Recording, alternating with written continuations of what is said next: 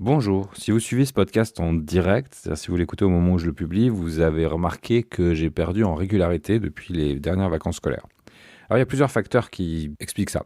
Le premier, ça a été que mon rythme a été complètement cassé par les vacances scolaires, on est parti en voyage, et puis après, c'est pas les mêmes routines. J'ai tendance à vite perdre mes moyens si j'ai pas ma routine bien calibrée, et ça joue nécessairement sur la régularité de ce que je produis. Mais il y a quelque chose de plus essentiel dans cette perte de régularité. Il y a d'une part le fait qu'on est déjà à 45 épisodes et que, comme je l'évoquais il y a quelques épisodes de ça, je me questionne sur la direction que j'ai envie de donner au podcast. Je me questionne sur ce que j'ai envie qu'il porte, la voix que j'ai envie de lui faire porter, sur les sujets que j'ai envie d'aborder. J'ai déjà parlé de beaucoup de choses et j'ai eu l'impression, sur quelques épisodes précédents, de me répéter, de redire les mêmes choses. Et donc j'ai besoin de prendre un peu de recul pour intentionnaliser davantage la suite de ce projet. Il est hors de question pour moi de l'arrêter, je me suis engagé à faire les 90, je veux tenir et retrouver ce rythme de 5 épisodes par semaine, c'est important pour moi parce qu'il y a une expérience que je veux vivre qui est d'aller au bout de cette contrainte-là pour voir ce qui en émerge. Et c'est justement ce moment précis qui m'intéresse dans cette contrainte, c'est que je sais très bien en me disant en janvier, tiens, je vais faire 90 épisodes sur 3 mois, je sais très bien qu'il va y avoir un moment où je ne vais plus savoir quoi faire, où je vais arriver au bout des choses qui sont évidentes. Ça aura pris 45 épisodes ou en tout cas une quarantaine d'épisodes pour que j'arrive à un stade où je ne sais plus où je veux aller. J'ai des choses à dire, mais je m'interroge sur leur pertinence, je m'interroge sur leur intérêt, je m'interroge sur comment je peux aller plus loin aussi dans ce que je propose et dans ce que je raconte et dans ce que je partage. Et donc ça, c'est un facteur qui joue énormément. Et comme je manque de clarté sur ce que je fais avec ce podcast, c'est compliqué pour moi, c'est plus compliqué en tout cas pour moi, de me mobiliser pour m'y mettre. Et ça, c'est quelque chose que je vois souvent avec les auteurs que j'accompagne, ou même moi dans mes projets d'écriture, c'est qu'à partir du moment où la clarté du projet, je l'évoquais il y a quelques jours, devient floue, à partir du moment où on n'est plus très bien aligné avec les raisons d'être du projet, ça devient quasi impossible de se poser devant et d'être concentré parce que notre cerveau est en train de chercher tout autour du projet à la fois une destination, donc une direction à lui donner, un axe de développement, et à la fois une pertinence. C'est-à-dire qu'on veut se sentir quand même qu'on fait quelque chose qui a du sens, au moins pour nous, dans le fait de le faire, si ce n'est au-delà pour la personne à qui on le destine.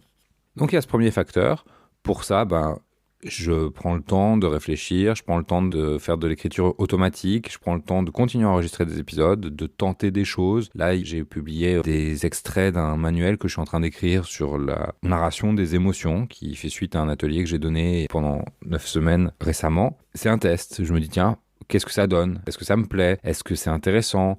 Est-ce que c'est la direction que j'ai envie de donner à la suite du podcast, d'être dans quelque chose de plus pratique, de plus applicable et moins théorique ? Et du coup, je m'éloigne un petit peu de l'intention de départ, qui était aussi de parler de la réalité du métier, du quotidien. Et en même temps, c'est exactement ça, le quotidien du métier. C'est qu'il y a des moments où on est sur des projets avec une vision, et puis cette vision, elle change parce que le projet nous informe de ce qu'il est, parce que nous, on évolue, notre regard change, nos préoccupations, nos envies, nos contraintes aussi changent, et que ça demande un réajustement constant. Il n'y a pas de linéarité dans le travail d'écriture. Il y a tout le temps à se réajuster, à s'ajuster à la réalité extérieure, à notre réalité intérieure, à la réalité du projet.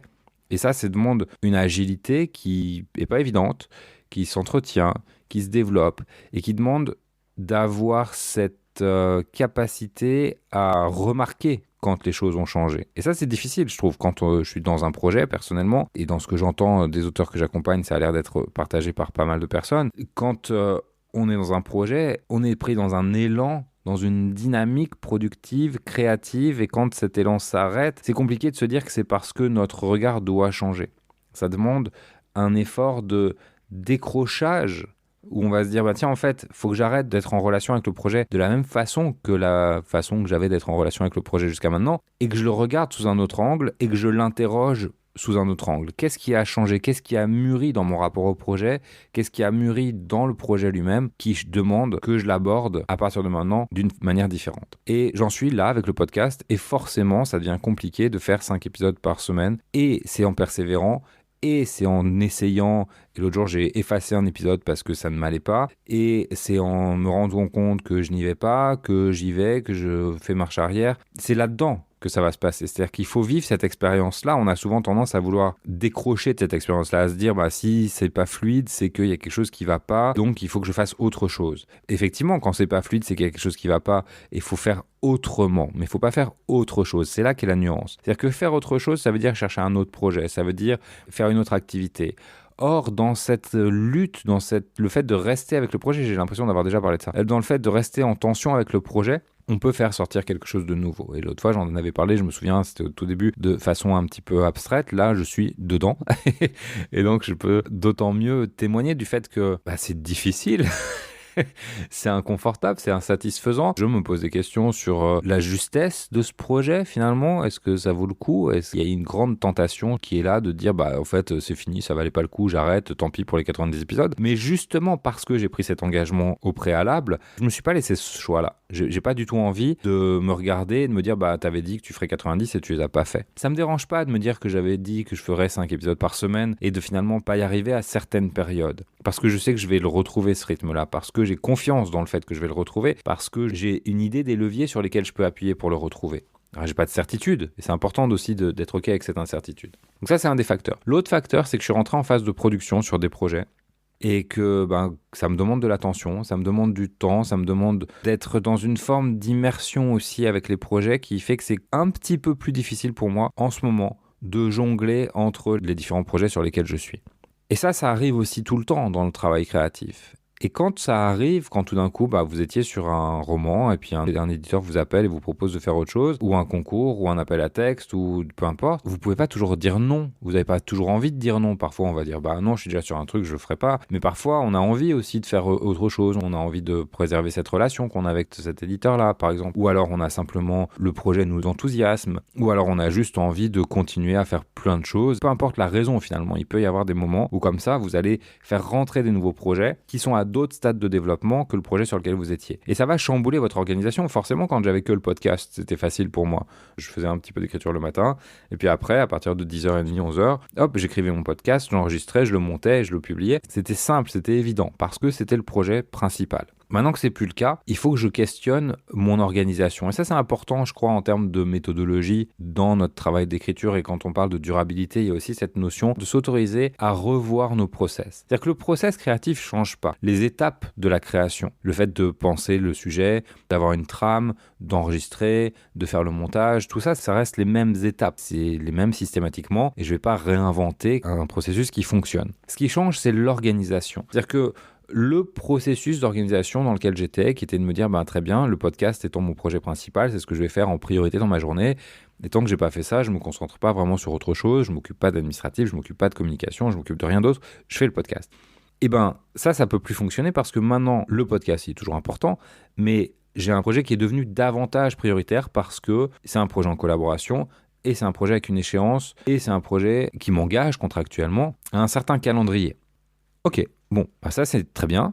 Maintenant, qu'est-ce que ça veut dire? Ça ne veut pas dire que je vais mettre complètement à la marge les projets précédents, parce que ça n'aurait pas de sens, ce ne serait pas respecter les engagements que j'ai pris vis-à-vis de moi-même, les engagements que j'ai pris vis-à-vis de mes projets, ce ne serait pas respecter mes projets, ce ne serait pas les terminer correctement, donc ça ne va pas.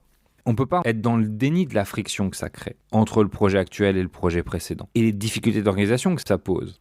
Et le problème, c'est que si je ne prends pas soin de ces difficultés d'organisation, elles vont se retourner contre moi. C'est-à-dire qu'à un moment donné, je vais vouloir tout faire et je ne vais pas réussir, je vais être dispersé ou je vais négliger un projet qui va revenir me chercher plus tard et qui va me polluer. Et si je ne prends pas les devants et que je n'organise pas mon calendrier en accord avec mes engagements de travail, à un moment donné, le calendrier va décider pour moi et les projets vont décider pour moi. Et la confusion qu'il va y avoir dans ma tête, parce que je n'aurais pas pris de décision claire, j'en parlais dans le podcast sur la clarté des décisions. Quand je ne prends pas des décisions claires, ça crée du tiraillement, ça crée de la confusion, ça crée un brouillard cognitif, mental, créatif, qui fait que je ne peux plus être bon sur rien. Et je vais me retrouver à procrastiner davantage, je vais me retrouver à pas être bien, à me sentir déprimé, à me sentir pas mobilisé sur les projets, je vais me demander pourquoi et je vais chercher autour. Mais en fait, le fond, c'est que j'ai pas pris la décision. La décision que j'ai prise là, c'est d'accepter plusieurs projets, d'être engagé sur ces différents projets. La conséquence de cette décision, et c'est là où la décision, elle doit être claire et délibérée, c'est que derrière, on regarde les conséquences de la décision qu'on a prise. La conséquence de cette décision, c'est qu'il faut que je repense mon organisation. Je vais entrer dans une phase expérimentale. Je me suis dit récemment, je vais faire une journée où je vais faire tous les épisodes de podcast, j'en ai enregistré 5 dans la journée, je vais les monter. Je doute d'y arriver parce que monter 5 épisodes de podcast, c'est quand même assez lourd. Les enregistrer, c'est pas un problème, mais les monter, c'est plus compliqué. Je me suis dit, je vais faire une journée podcast, une journée sur l'autre projet, une journée sur le troisième projet, j'ai 2 projets d'écriture, une journée administrative le mercredi, et je vais me garder une journée tampon, qui sera la journée du vendredi, qui est déjà occupée par des séances d'accompagnement. Des appels hebdomadaires du mastermind ont lieu le vendredi. Le matin, je peux faire autre chose. Je peux me dire, tiens, en fonction de comment j'ai avancé sur les 3 autres projets, dans la semaine, je pourrais compléter le vendredi matin, et puis l'après-midi, les consacrer au coaching. Est-ce que ça va fonctionner ? J'ai des doutes parce que je suis dans une phase de production qui me demande de me concentrer peut-être beaucoup sur tous les projets, donc je ne sais pas si je vais y arriver.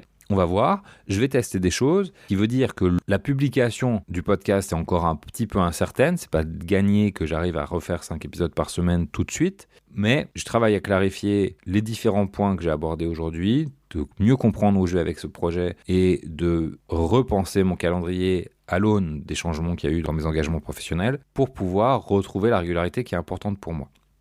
Au-delà de l'anecdote de Anaël Verdier qui traverse les péripéties de sa vie d'auteur, il y a là quelque chose d'important pour toutes les personnes qui portent un projet. Je pense en particulier aux auteurs, mais toute personne qui porte un projet se retrouve confrontée à ces questions-là. Comment je fais pour conscientiser ça ? Comment je fais pour ajuster ma manière de travailler en fonction de cette maturation ? Comment je fais aussi pour ajuster mon calendrier en fonction de la façon dont je prends des engagements ?